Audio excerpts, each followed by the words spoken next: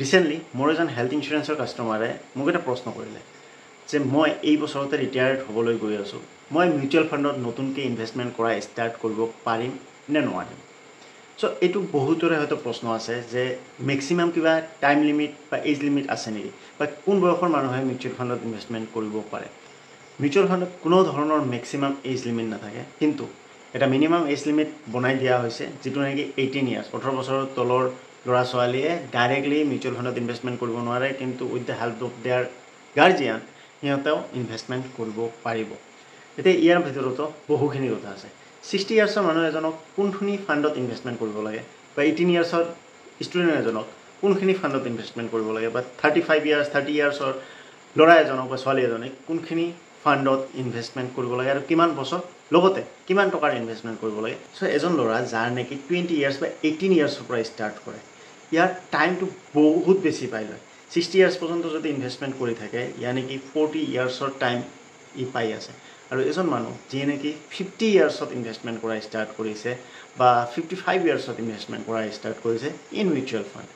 চ' সিহঁতৰ বেছি টাইম নাই, 10 ইয়াৰ্ছ, 15 ইয়াৰ্ছ বা 5 ইয়াৰ্ছ এনেকুৱা পাব। যাৰ নেকি 20 বছৰ, ইয়াৰ কাৰণে মিনিমাম 1000 ৰুপিজটো ইনভেষ্টমেণ্ট কৰিবই লাগে। 1000 ৰুপিজৰ পৰা ইনভেষ্টমেণ্ট ষ্টাৰ্ট কৰক, লাহে লাহে গ্ৰেজুৱেলি ইনকাম যেতিয়া অহা ষ্টাৰ্ট হ'ব, তেতিয়া ইনভেষ্টমেণ্টটো বঢ়াই দিয়ক। এতিয়া কোনোবা এজন ষ্টুডেণ্ট 20 ইয়াৰ্ছত 1000 ৰুপিজ যদি ইনভেষ্টমেণ্ট কৰে, 24 ইয়াৰ্ছলৈকে 4 বছৰ ইনভেষ্টমেণ্ট কৰিব, আৰু 4 বছৰত ইয়াত নিয়াৰ এবাউট 60 to 70,000 ৰুপিজ আৰামছে হৈ যাব। মই লাখছ বা কৰোৰৰ কথা নকওঁ, যিটো ৰিয়েলিষ্টিক, যিটো আমি কৰিছোঁ সেই হিচাপত মই কথাটো পাতি আছোঁ। 20 বছৰীয়া এজন ষ্টুডেণ্টে যিমান টাইম ডিউৰেশ্যন পাব, 50 বছৰীয়া এজন মানুহে সেই টাইম ডিউৰেশ্যনটো নাপায়। আৰু আপোনালোক জানে যে মিউচুৱেল ফাণ্ডত যিমান টাইম দিব, ইমান আপোনাৰ কৰ্পাছ বনিব, ইমান আপোনাৰ এমাউণ্টটো মাল্টিপ্লাই হৈ যাব। সেইকাৰণে যিমান আৰ্লি ষ্টাৰ্ট কৰিব পাৰে নহয়, সিমান ভাল। 18 বছৰত ষ্টাৰ্ট কৰক, 500ৰ পৰা ষ্টাৰ্ট কৰক, 1000ৰ পৰা ষ্টাৰ্ট কৰক, কিন্তু ষ্টাৰ্ট কৰক। ষ্টাৰ্ট কৰিলে হেবিট এটা ভাল হৈ যাব। সেই ষ্টুডেণ্টজনৰ পিছত যাই গ'লে বহুত হেল্প হ'ব। নিজৰ এডুকেশ্যনৰ খৰচাখিনি নিজে দিব পাৰিব, নিজৰ বিয়াৰ খৰচাখিনিও নিজে কিছু পৰ্চন পৰ্যন্ত দিব পাৰিব। সেইখিনি সময়ত আৰু লোন লোৱাৰ প্ৰয়োজন নাই। তেখেতে যিটো SIP কৰিছে নহয়, সেইখিনিয়ে এখেতৰ যিমানখিনি এক্সপেঞ্চেছ আছে, সেই এক্সপেঞ্চেছখিনিত হেল্প কৰিব। বলক আমি এটা চিম্পল কেলকুলেশ্যন কৰোঁ, যিটো নেকি আমি সহজে বুজি পাম। এজন ল'ৰাই যদি 18 ইয়াৰ্ছত ইনভেষ্টমেণ্ট কৰা ষ্টাৰ্ট কৰে 1000 টকাৰে, মাত্ৰ 1000 টকা, তেখেতে 10 বছৰ পিছত যদি 20% ৰিটাৰ্ণ দেখোঁ, যিটো নেকি পাষ্টত আহিছে, আজিৰ দিনত যিটো নেকি দেখা যায় আছে যে 10 বছৰৰ ভিতৰত 20%, 22%, 25% ৰিটাৰ্ণ আহি আছে, সেই হিচাপত আমি যদি এজিউম কৰোঁ, তেতিয়াহ'লে সেই সময়ত ল'ৰাজনৰ হাতত নিয়াৰ এবাউট 4 লাখ ৰুপিজ আহি যাব। আৰু সেই টকাখিনিৰে তেখেতৰ বহুখিনি হেল্প হ'ব।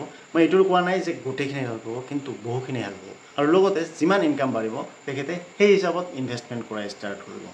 নেক্সট আমি কথা পাতোঁ যে এজন 50 ইয়াৰ্ছৰ মানুহে যদি 10,000কে ইনভেষ্টমেণ্ট কৰে, লেটছ এজিউম কি 15 ইয়াৰ্ছৰ কাৰণে ইনভেষ্টমেণ্ট কৰি আছে 10,000 ৰুপিজকে, 15%ৰ ৰিটাৰ্ণ যদি দি আছে, 15 বছৰ পিছত তেখেতৰ ইনভেষ্টমেণ্ট এমাউণ্ট হ'ব 18 লাখ ৰুপিজ, আৰু টোটেল ভেলু হ'ব নিয়াৰ এবাউট 68 লাখ ৰুপিজ।